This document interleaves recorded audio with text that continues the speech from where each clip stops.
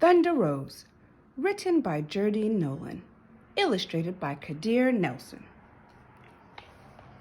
Rose was the first child born free and easy to Jackson and Millicent Magruder. I recall most vividly the night she came into this world. Hail and rain, flashing lightning, and booming thunder pounded the door, inviting themselves in for the blessed event. Taking in her first breath of life, the infant did not cry out. Rather, she sat up and looked around. She took hold of that lightning, rolled it into a ball, and set it above her shoulder, while the thunder echoed over the other. They say this just accentuated the fact that the child had the power of thunder and lightning coursing through her veins. "She's going to grow up to be good and strong, all right," Doc Holliday said. The child turned to the good doctor with a thoughtful glance and replied, "I reckon I will want to do more than that. Thank you very kindly." Shifting her gaze to the two loving lights shining on her, which were her ma and pa, she remarked, "Much obliged to you both for this chance to make my way in the world." Then she announced, to no one in particular, "I am right partial to the name Rose." So much in love with this gift of their lives, her ma and pa hovered over her in watchful splendor. Overcome with that love, they lifted their voices in song, an old song and a melody so sweet and true, a lullaby passed down from the ages, echoing since the beginning of time. "There is a music ringing so sweetly in my ears," the newborn exclaimed. "It's given me a fortunate feeling, rumbling deep in the pit of me. I'll register it here at the bull's eye set in the center of my heart and see what I can do with it one day." Rose snored up plenty that first night, breathing on her own, rattling the rafters on the roof right along with the booming thunder. There was nothing quiet about her slumber. She seemed determined to be just as forceful as that storm. With the thunder and lightning keeping watch over her the rest of the night, her ma and pa just took to calling her Thunder Rose. The next morning, when the sun was high yellow in the billowy blue sky, Rose woke up hungry as a bear in spring, but not the least bit ornery. Minding her manners, she politely thanked her ma for the milk, but it was not enough to quench her hungry thirst. Rose preferred instead to drink her milk straight from the cow. Her ma was right grateful to have such a resourceful child. No other newborn had the utter strength to lift a whole cow clear over her head and almost drink it dry. In a moment's time, Rose did, and quite daintily so. She was as pretty as a picture, had the sweetest disposition. But don't let yourself be misled. That child was full of lightning and thunder. Out on that paper bag brown, dusty dry, wide open space, Rose often was found humming a sweet little tune as she did her chores. And true to her word, Rose did more than grow good and strong. The 2-year-old became quite curious about the pile of scrap iron lying next to the barn. Rose took a good-sized piece, stretched it here, bent and twisted it there. She constructed a thunderbolt as black as pitch to punctuate her name. She called it Coal. Wherever she went, Coal was always by her side. Noticing how skilled Rose was with the metal, her pa made sure there was an extra supply of it always around. At the age of 5, Rose did a commendable job of staking the fence without a bit of help. During her 8th and 9th years, Rose assembled some iron beams together with the wood blocks she used to play with and constructed a building tall enough to scrape the sky, almost humming as she worked. By the time she turned 12, Rose had perfected her metal bending practices. She formed delicately shaped alphabet letters to help the young ones learn to read.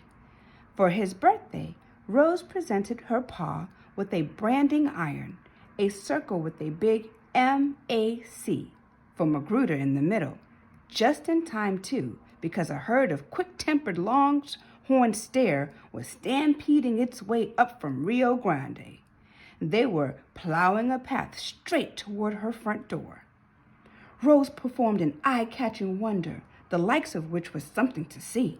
Running lightning fast toward the herd, using Cole for support, Rose vaulted into the air and landed on the back of the biggest lead steer, like he was a merry-go-round pony. Grabbing a horn in each hand, Rose twisted that varmint to a complete halt. It was just enough to restrain that top bull and the rest of the herd. But I believe what touched that critter's heart was when Rose began humming her little tune. That cantankerous ton of beef was restless no more. He became as playful as a kitten and even tried to purr. Rose named him Tater, on account of that was her favorite vegetable. Hearing Rose's lullaby put that considerable creature to sleep was the sweetest thing I had witnessed in a long, long time. After the dust had settled, Ma and Pa counted 2,700 head of cattle, after they added in the 500 they already had. Using the scrap iron, Rose had to add a new section to the bullpen to hold them all. "What did you do to the wire, Rose?" Ma asked, surprised and pleased at her daughter's latest creation. "Oh, that," she said. "While I was staking the fence, Pa asked me to keep little Barbara J company. That little twisty pattern seemed to make the baby laugh, so I like to think of it as Barbara's wire." "That was right clever of you to be so entertaining to the little one like that," her ma said. Rose just blushed. Over the years, that twisty wire caught on, and folks just called it barbed wire. Rose and her pa spent the whole next day sorting the animals that had not been branded. "One day soon, before the cold weather gets in," she told her pa, "I'll have to get this herd up to the Chisholm Trail and to market it in Abilene. I suspect Tater is the right kind of horse for the long drive northward." On Rose's first trip to Abilene, while right outside of Caldwell, that irascible, full of outrage and ire outlaw Jesse Baines and his gang of desperados tried to wrestle that herd away from Rose. Using the spare metal rod she always carried with her, Rose lassoed those hot-tempered hooligans up good and tight. She dropped them all off to jail, tied up in a nice, neat iron bow. "It wasn't any trouble at all," she told Sheriff Weaver. "Somebody had to put a stop to their thieving ways." But that wasn't the only thieving going on. The mighty sun was draining the moisture out of every living thing it touched. Even the rocks were crying out. Those clouds stood by and watched it all happen. They weren't even trying to be helpful. Why, the air had turned so dry and sour, time seemed to all but stand still. And there was not a drop of water in sight. Steer will not move without water, and that was making those bulls mad, real mad. And when a bull gets angry, it's like a disease that's catching, making the rest of the herd mad too. Tater was looking parched and mighty thirsty. "I've got to do something about this," Rose declared. Stretching out several iron rods lasso fashion, then launching Cole high in the air, Rose hoped she could get the heavens to yield forth.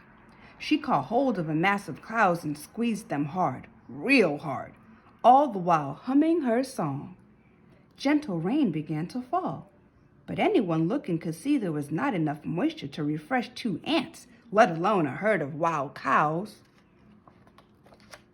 Suddenly, a rotating column of air came whirling and swirling around, picking up everything in its path. It sneaked up on Rose. "Whoa there now, just hold on a minute," Rose called out to the storm. Tater was helpless to do anything about that sort of wind. Those meddlesome clouds caused it.